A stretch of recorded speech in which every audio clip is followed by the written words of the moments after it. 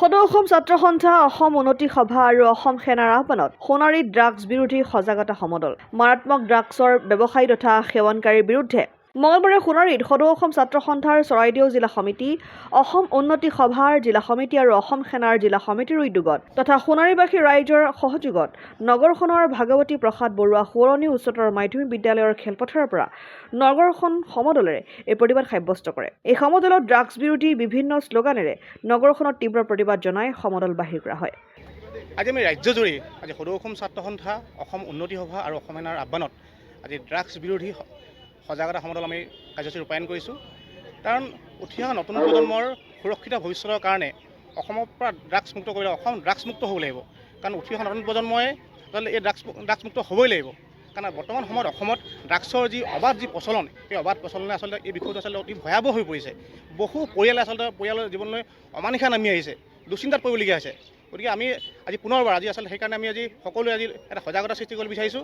কাৰণ মূল কথা হ'ল যে চৰকাৰে এই ক্ষেত্ৰত বিশেষকৈ ড্ৰাগছ সজাগতাৰ কাৰণে চৰকাৰে ব্যৱস্থা গ্ৰহণ কৰিব লাগিব আৰু বিশেষকৈ চৰকাৰে অবিৰতভাৱে আৰু ফলপ্ৰসূভাৱে এই ড্ৰাগছ বিৰোধী অভিযান চৰকাৰে কৰিব লাগিব।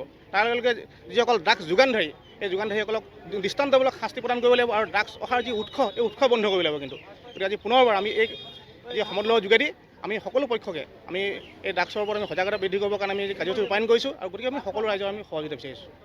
মথুৰাপুৰৰ পৰা ইছলাম আহমেদৰ ৰিপৰ্ট, অসম আদিত্য। NKS হুণ্ডাইলৈ স্বাগতম।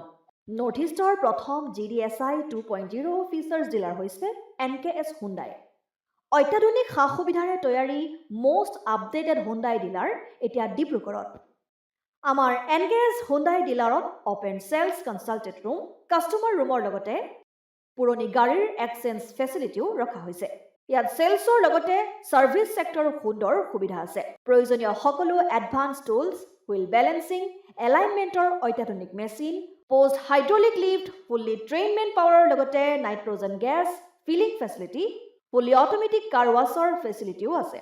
লগতে NKS হুণ্ডাই ডিলাৰে কাষ্টমাৰসকলৰ সুবিধাৰ্থে মোবাইল ছাৰ্ভিচ ভেনৰো ব্যৱস্থা ৰাখিছে, য'ত হাইড্ৰলিক লিফ্ট, ৱাশ্বিং facility, wheel balancing, tyre pressure check কৰাৰ লগতে বহুখিনি সুবিধাই উপলব্ধ আছে। NKS হুণ্ডাইলৈ আহক আৰু সুবিধাসমূহ গ্ৰহণ কৰক।